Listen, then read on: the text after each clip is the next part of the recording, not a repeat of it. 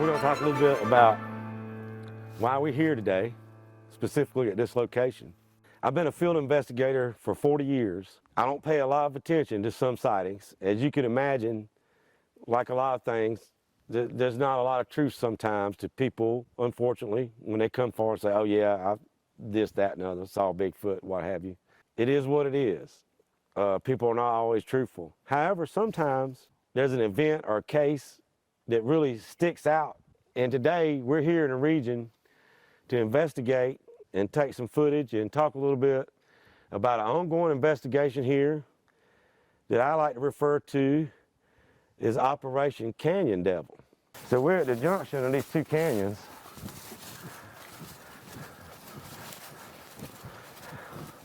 Which just happens to be where a group of witnesses had that daylight encounter.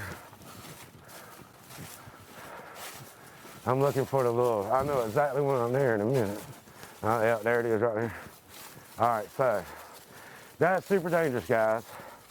It don't look like much, but I would not go down that way past that tree right there without a rope. You okay to come down here? But it's slippery, and if you go 20 more feet, you dead. Mm-hmm. It ain't no joke. There's no coming back or whatever. It's a 1,000-foot drop. And 1,000 foot's a long ways. You know, you got time to think about how bad you screwed up on the way down. What we have here is we're positioned right now between two canyons on a crest on a very steep ridge. Behind me, just over that ridge, is a very deep canyon. And just in front of me, that you can't see there, is a very deep canyon. And this crest runs between the two canyons for approximately another mile from where we're at to where it starts going down in the canyon and terminates in the canyon itself as the two canyons converge to form one larger canyon. This canyon in its entirety is roughly 10 or 12 miles long. It's covered in a hardwood forest, as you can see. It's wintertime, so all the leaves are down. Visibility is very good here in the wintertime, not so good in the summertime. It's difficult terrain. It's a lot of elevation change. It's located here in the Cherokee Foothills area. What brought me to this area and why I keep coming back here is an event that occurred in November of 2017. I was contacted by a group of young women that had come to this area on a camping adventure to go camping and hiking in the area on public lands. And they had set out for a day hike from their campsite. Their campsite's located some 4 to 5 miles from here. And they came this way to the spot we were just at. They hiked probably at least 3.5, probably 4 miles from their campsite to get here. And they came up the trail to where we just came to, and they turned and they came here. Like everybody probably does. I mean, when you walk down that trail and you turn your head and look, you're gonna come here and look. I mean, you know. So they did that and realized it wasn't really a trail or nothing. So then they come back up and go to walk out to the trail, and they're about that time they're having a discussion, yeah, you know, we probably should turn around and go back, you know, because it's getting late, whatever, we're a long ways. So they walk right back out to the trail here and hang a left to go back. So they were just talking and carrying on, normal conversation about whatever. And they come walking along right here, and they got it right about here. For whatever reason, one of the young ladies in the front of the group just happened to look up. And right there, in broad daylight, just a little bit later in the afternoon than it is now, there was a Bigfoot standing there. And the lady in front and the next lady behind her, who was her cousin, got a pretty decent look at the Bigfoot. But within a matter of a second or two, without delay, the Bigfoot immediately left the area, headed down this steep drop-off. I'll go down here and assume the position where the Bigfoot was at. Both of the witnesses that made good visual contact confirmed multiple times that the Bigfoot was standing in this area right here where I'm standing at, except his head was higher than this branch right here that I can jump and reach, obviously, but still yet. Something that tall standing in this position just 2 meters from the trail right here, looking straight at them. When they came out, turned and came this way, when the young lady looked up, it immediately realized he had been seen, they were coming this way. He bolted straight down this way. And if you can see on camera, right here, it's only about maybe a 40-degree slope. It's very manageable. But if you go just 50 feet or 100 feet in this direction, the angle gets very steep. In fact, it's so steep all the way around the edge of this crest that you can't get down without putting yourself in a very bad, dangerous position without the aid of some kind of climbing gear and a great deal of time to negate a number of hazards. The terrain is very difficult. There's sheer drop-offs, and it's very, very steep.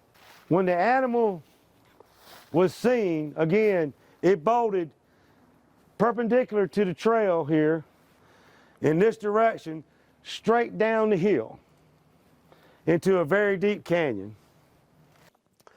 Needless to say, it upset them a great deal, but still yet, they felt like the best thing to do was go on to the campsite, get back where they came from, because apparently it wasn't safe, they did not feel safe being out here.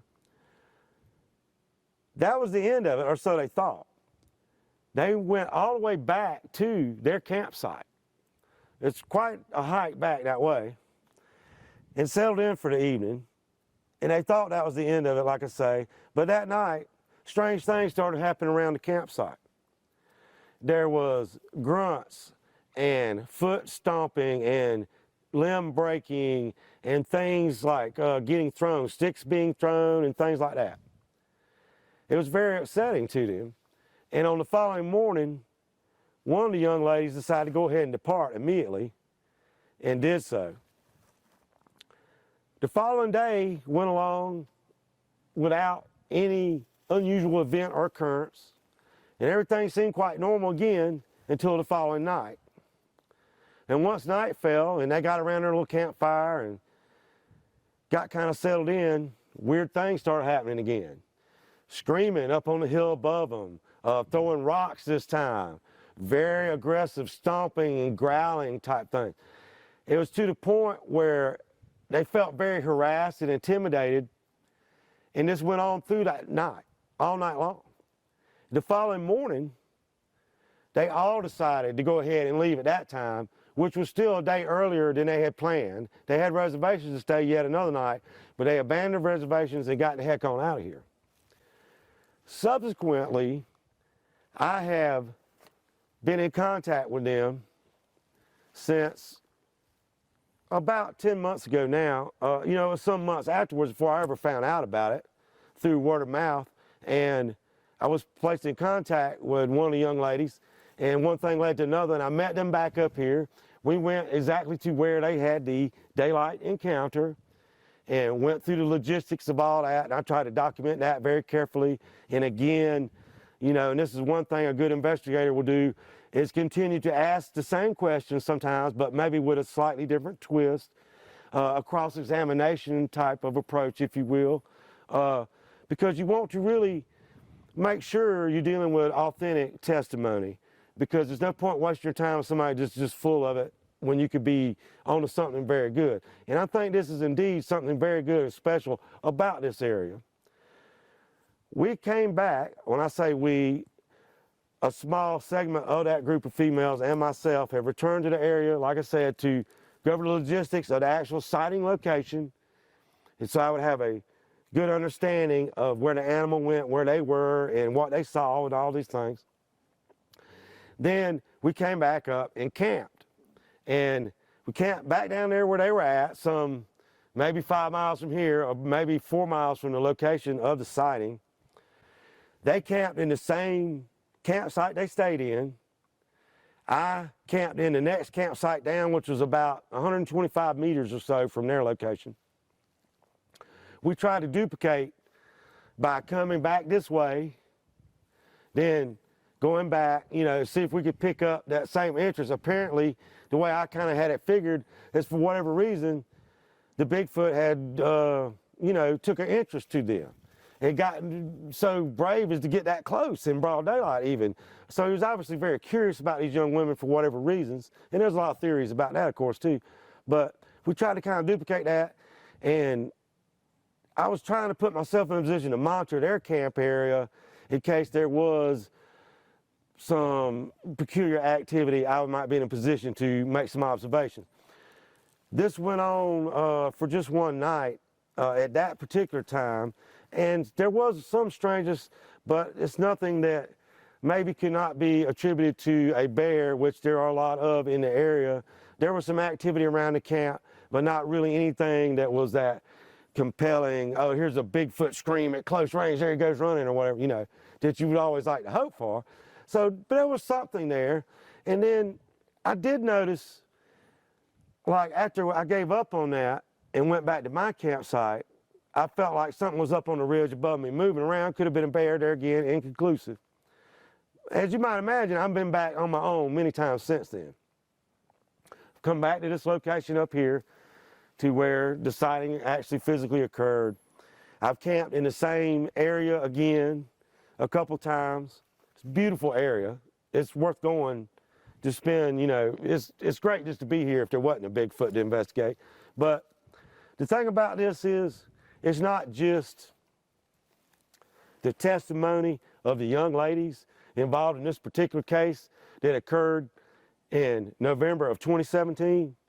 There is a 300-year history of activity, of Bigfoot activity in this region that is well documented. It's a matter of record, actually, that anybody can Google. So that, along with the very compelling and believable eyewitness testimony, combined with the fact that it is excellent habitat.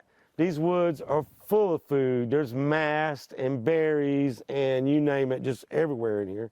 And plenty of cold, fresh water. There's a river down here and a creek over there in that canyon. So you got the food, you got the habitat, you got the water, you got a remote location, sparsely populated around the perimeter. Not a lot of human activity per se right in this immediate area, other than a few campers and hikers and the such.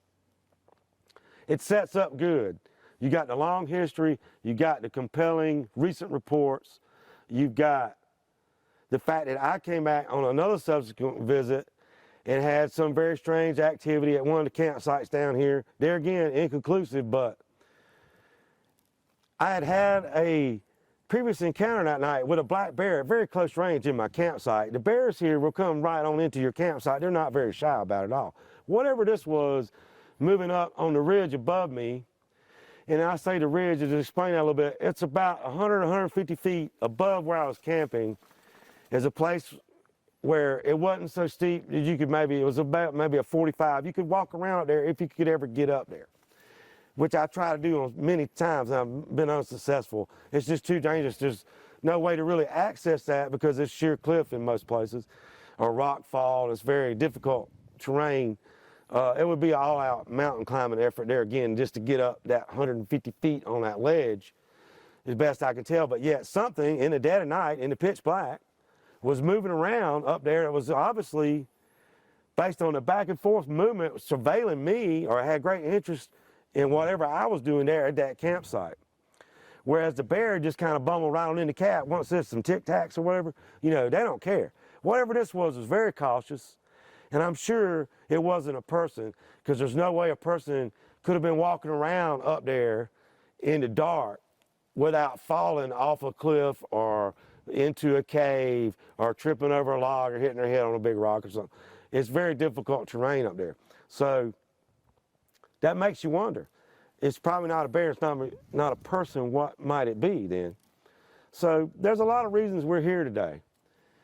And it all ties in with what I call Operation Canyon Devil.